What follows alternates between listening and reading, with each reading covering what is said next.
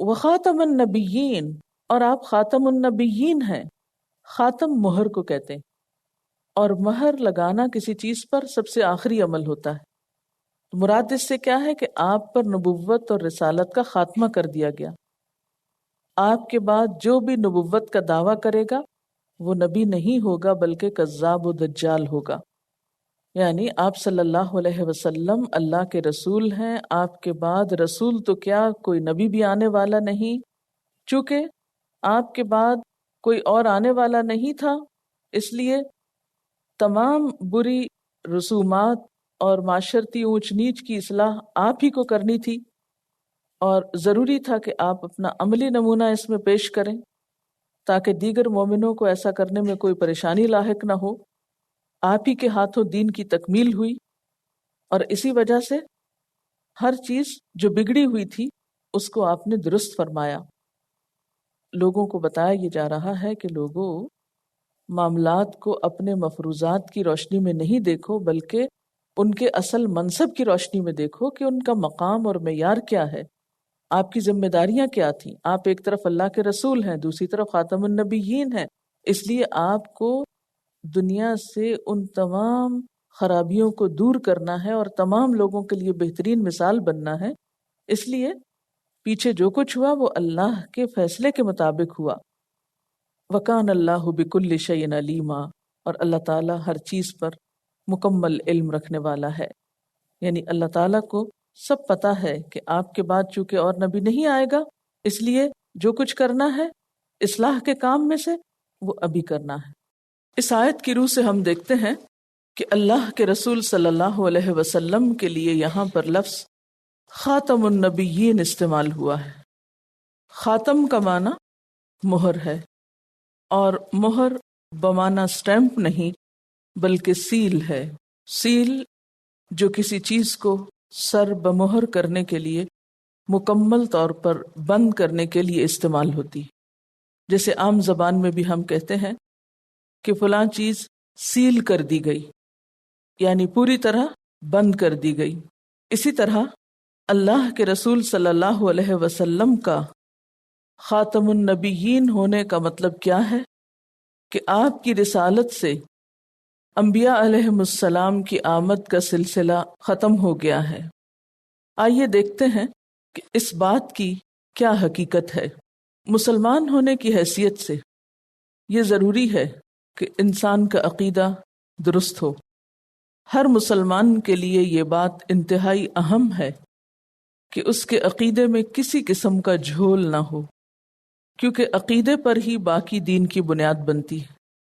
اگر وہاں کسی قسم کا کوئی نقص واقع ہو گیا یا کوئی بھی ایسی چیز پائی گئی جو قابل قبول نہ ہوئی تو باقی اعمال کے برباد ہونے کا بھی اندیشہ ہے۔ آپ سب جانتے ہیں کہ ایک شخص کو اسلام کے دائرے میں داخل ہونے کے لیے سب سے پہلے اللہ تعالیٰ پر ایمان لانے کی ضرورت ہوتی ہے۔ آمنت باللہ، اس کے بعد وملائکتہ، اس کے تمام فرشتوں پر ایمان، وکتبہ، اور اس کی تمام کتابوں پر جو اس نے بندوں کی ہدایت کے لیے دنیا میں مختلف ادوار میں مختلف پیغمبروں پر بھیجی، ان پر ایمان، ورسلہ، اور تمام رسولوں پر ایمان۔ اسی طرح والیوم الآخر، آخرت کے دن پر ایمان، والقدر خیرہ وشرہ، اچھی بری تقدیر پر ایمان، والبعث بعد الموت، اور موت کے بعد دوبارہ جی اٹھنے پر ایمان، جو اصل میں ایمان بالآخرت ہی کا حصہ ہے۔ اس میں ہم دیکھتے ہیں کہ مسلمان کہلانے کے لیے تمام رسولوں کو ماننا ضروری ہے، اور رسولوں پر ایمان اس وقت تک مکمل نہیں ہو سکتا جب تک کہ رسولوں کی پہچان نہ ہو۔ کسی بھی شخص کا رسول ہونا اور نہ ہونا برابر نہیں۔ اسی طرح جو شخص رسول نہیں، اس کو رسول ماننا بھی اتنا بڑا گناہ ہے جتنا کسی رسول کا انکار کرنا۔ اس آیت کی روح سے ہمیں یہ پتہ چلتا ہے کہ رسول اللہ صلی اللہ علیہ وسلم کی آمد پر تمام انبیاء کا، رسول تو درکنار، انبیاء کا سلسلہ بھی منقطع ہو گیا، ختم ہو گیا، اس لیے کہ آپ پر دین مکمل ہو گیا۔ الیوم اکملت لکم دینکم واتممت علیکم نعمتی، آج میں نے تمہارا دین تمہارے لیے مکمل کر دیا اور تم پر اپنی نعمت تمام کر دی، پوری کر دی۔ وردیت لکم الاسلام دینا، اور تمہارے لیے دین اسلام کو پسند کیا۔ تو اس سے کیا پتہ چلتا ہے کہ اب انسانوں کی ہدایت اور بھلائی کے لیے جس رہنمائی کی ضرورت تھی، اللہ تعالیٰ نے وہ مکمل طور پر آپ صلی اللہ علیہ وسلم کے ذریعے رہتی دنیا تک کے لوگوں کو وہ عطا کر دی۔ اب اس میں کسی بھی مزید اضافے کی نہ ضرورت ہے اور نہ ہی گنجائش ہے۔ اور جب رہنمائی مکمل ہو چکی، دین مکمل ہو چکا، تو کسی نئے رسول یا نبی کے آنے کی ضرورت بھی باقی نہیں رہی۔ اب اس کے بعد انبیاء کا کام، انبیاء کا مشن آپ کی امت نبھائے گی۔ امت کی یہ ذمہ داری رکھی گئی کہ وہ آپ صلی اللہ علیہ وسلم کے لائے ہوئے پیغام کو لوگوں تک پہنچائیں اور آگے بڑھائیں۔ آپ صلی اللہ علیہ وسلم کی آمد پر دنیا ایک ایسے موڑ پر پہنچ چکی تھی، اتنی میچور ہو چکی تھی، اللہ تعالیٰ کو معلوم تھا کہ آئندہ کمیونیکیشن کے ایسے ذرائع وجود میں آنے والے ہیں کہ ایک شخص کی بات ایک ہی وقت میں پوری دنیا تک پہنچائی جا سکتی ہے، اور پھر دیگر مصلحتیں اللہ تعالیٰ خود سمجھتے ہیں۔ اس لیے اللہ تعالیٰ نے تاریخ کے اس دور پر محمد رسول اللہ صلی اللہ علیہ وسلم کو ایک ایسی کتاب کے ساتھ مبعوث کیا کہ جو کتاب بھی باقی ہے، اس کتاب کی حفاظت کا ذمہ بھی اللہ تعالیٰ نے خود لیا۔ انا نحن نزلنا الذکر وانا لہ لحافظون، کہ اس ذکر کے نازل کرنے والے ہم ہیں اور یقیناً ہم ہی اس کی حفاظت بھی کرنے والے ہیں۔ اس کتاب کی خاص حفاظت کیوں کی گئی؟ قیامت تک کے لیے یہ باقی کیوں رکھی گئی؟ تاکہ لوگوں کی ہدایت کا سلسلہ چلتا رہے۔ سورۃ فرقان میں بھی اللہ تعالیٰ اس کتاب کے بھیجے جانے کا مقصد کیا بتاتے ہیں؟ لِيَكُونَ لِلْعَالَمِينَ نَذِيرًا، تاکہ یہ تمام جہانوں کو، تمام لوگوں کو خبردار کرے۔ ایک اور جگہ پر آپ صلی اللہ علیہ وسلم کو خطاب کر کے فرمایا گیا، قُلْ يَا أَيُّهَا النَّاسُ إِنِّي رَسُولُ اللَّهِ إِلَيْكُمْ جَمِيعًا، کہہ دیجئے اے لوگو، میں تم سب کی طرف اللہ کا رسول ہوں۔ اس کے برعکس ہم دیکھتے ہیں کہ دیگر پیغمبر ہمیشہ جب لوگوں سے خطاب کرتے ہیں تو کیا کہتے ہیں؟ یا قومی، اے میری قوم، یعنی ان کی رسالت اپنی قوم تک محدود تھی، جبکہ آپ صلی اللہ علیہ وسلم کی رسالت صرف اپنی قوم یعنی عربوں کے لیے نہیں، بلکہ اوحی الی ھذا القرآن لانذرکم بہ ومن بلغ، کہ مجھے یہ قرآن اس طرح وحی کیا گیا ہے کہ جس کے ذریعے میں تم کو بھی خبردار کروں اور جس جس کو پہنچے۔ یعنی گویا آپ کی رسالت صرف اہل عرب کے لیے نہ تھی بلکہ تمام دنیا کے لیے تھی، آپ کے وقت کے لوگوں کے لیے بھی، آپ کے زمانے کے لوگوں کے لیے بھی، خواہ وہ عرب ہوں یا عجم، اور اسی طرح آپ کے بعد رہتی دنیا تک، قیامت تک کے لوگوں کے لیے آپ کی رسالت کافی تھی۔ ان حالات میں ہم دیکھتے ہیں کہ نہ کسی نبی کے آنے کی ضرورت ہے، نہ کسی رسول کے آنے کی ضرورت ہے، نہ کسی کتاب کے آنے کی ضرورت ہے۔ دین مکمل ہو چکا ہے اور ہمارے پاس مکمل محفوظ شکل میں موجود بھی ہے۔ نیا پیغمبر بھیجنے کی ایک ضرورت یہ بھی ہوا کرتی ہے کہ پہلے پیغمبر کی تعلیمات مٹ چکی ہوں۔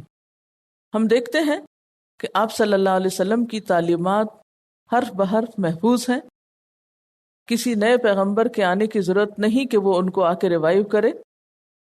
اللہ کی ہدایت دنیا میں موجود ہے، ضرورت اس بات کی ہے کہ انسانیت اس ہدایت سے فائدہ اٹھائے اور اس کو اپنے دور کی ضروریات کے مطابق سمجھے اور اس کو اپنے اوپر اپلائی کرے۔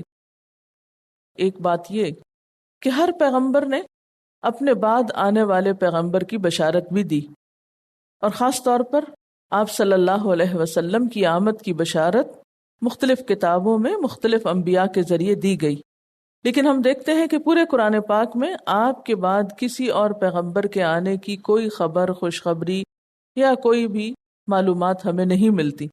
تو یہ بھی اس بات کی دلیل ہے کہ آپ صلی اللہ علیہ وسلم کی رسالت یا آپ کی نبوت کے بعد اور کوئی نبوت نہ ہوگی۔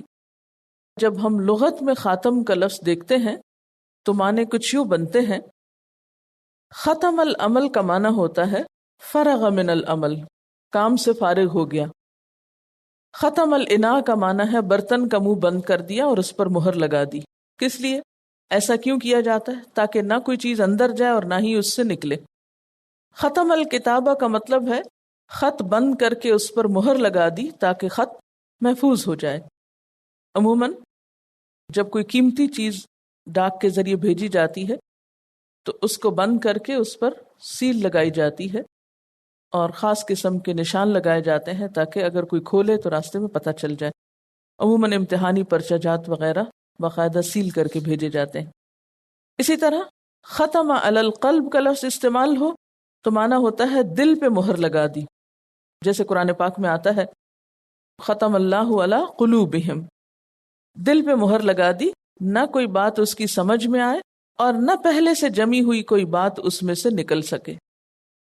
اسی طرح ختام کل مشروب کا معنی ہوتا ہے وہ مزہ جو کسی چیز کو پینے کے بعد آخر میں محسوس ہوتا ہے۔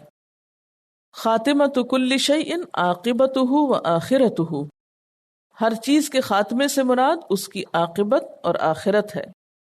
ختم الشیء بلغ آخرہ، کسی چیز کو ختم کرنے کا مطلب کیا ہے؟ اس کے آخر تک پہنچ جانا۔ اسی طرح ختم قرآن کب ہوتا ہے؟ جب پڑھتے پڑھتے آپ آخر تک پہنچ جائیں، اس سے پہلے نہیں ہوتا۔ اسی طرح خاتم القوم کہتے ہیں آخرہم، یعنی ان کا آخری شخص۔ تو یہ لغت کی 3 کتابوں میں معنی پائے جاتے ہیں، لسان العرب، قاموس اور اقرب الموارد میں۔ لیکن جیسا کہ آپ جانتے ہیں کہ کسی بھی چیز کے لفظی معنوں کے علاوہ بعض اوقات محاورتاً کچھ معنی بھی لیے جاتے ہیں، یا بسا اوقات بلاغت کے اعتبار سے کچھ چیزوں کا معنی لفظی معنی سے تھوڑا بہت مختلف نکلتا ہے۔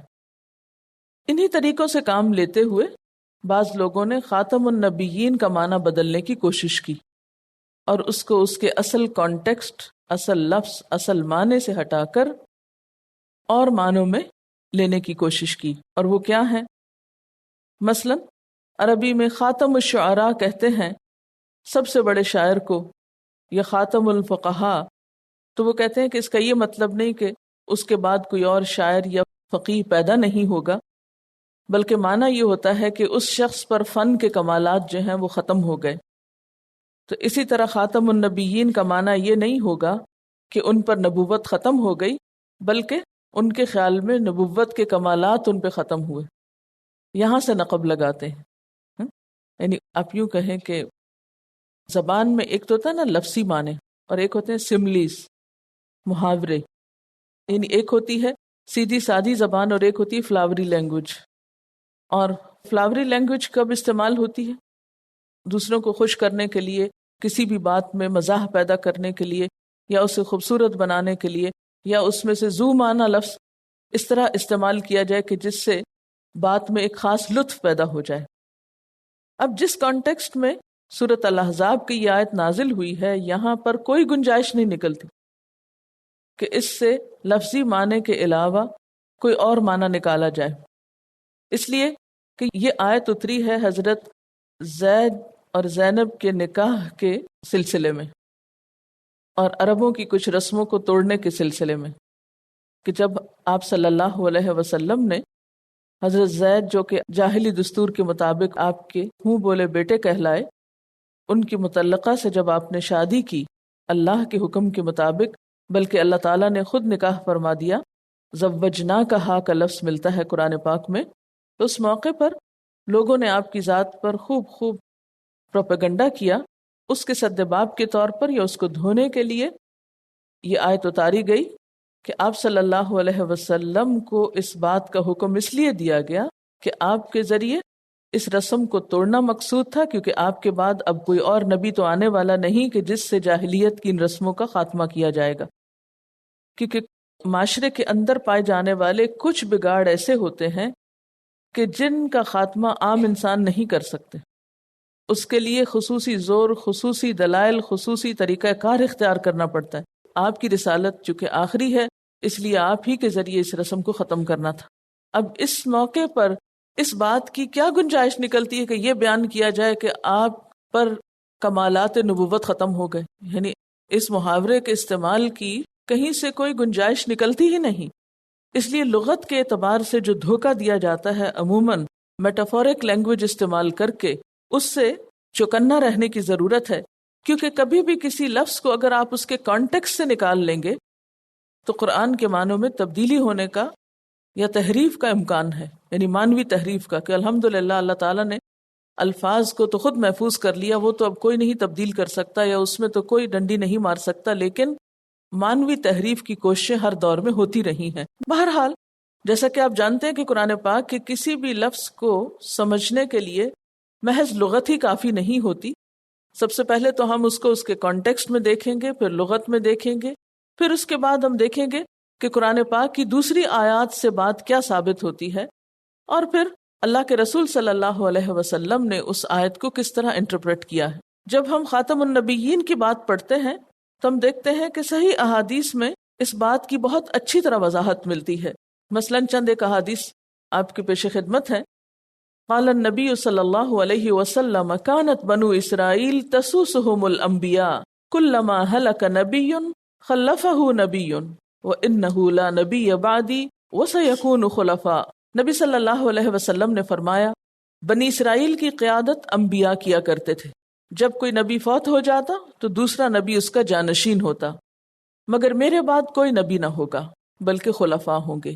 یعنی آپ نے خود اس بات کی تردید کر دی کہ آپ کے بعد کوئی اور نبی ہو سکتا ہے. نبی صلی اللہ علیہ وسلم نے فرمایا میری اور مجھ سے پہلے گزرے ہوئے انبیاء کی مثال ایسی ہے جیسے ایک شخص نے ایک عمارت بنائی اور خوب حسین و جمیل بنائی، مگر ایک کونے میں ایک اینٹ کی جگہ چھوٹی ہوئی تھی. لوگ اس عمارت کے گرد پھرتے اور اس کی خوبی پر اظہار حیرت کرتے تھے، مگر کہتے تھے کہ اس جگہ اینٹ کیوں نہ رکھی گئی؟ تو وہ اینٹ میں ہوں، اور میں خاتم النبیین ہوں، یعنی میرے آنے پر نبوت کی عمارت مکمل ہو گئی، اب کوئی جگہ باقی نہیں کہ جہاں مزید کوئی اینٹ رکھی جا سکے. تو آپ نے ختم نبوت کو صرف الفاظ سے ہی نہیں واضح کیا بلکہ مثال سے واضح کیا. کیا تھی مثال؟ کہ نبوت ایک ایسی عمارت کی طرح تھی جس میں ایک اینٹ کی گنجائش تھی، اور آپ نے آ کر وہ اینٹ اس میں لگا دی اور عمارت مکمل ہو گئی. اب کوئی ایک کیا آدھی اینٹ بھی کہیں نہیں لگائی جا سکتی.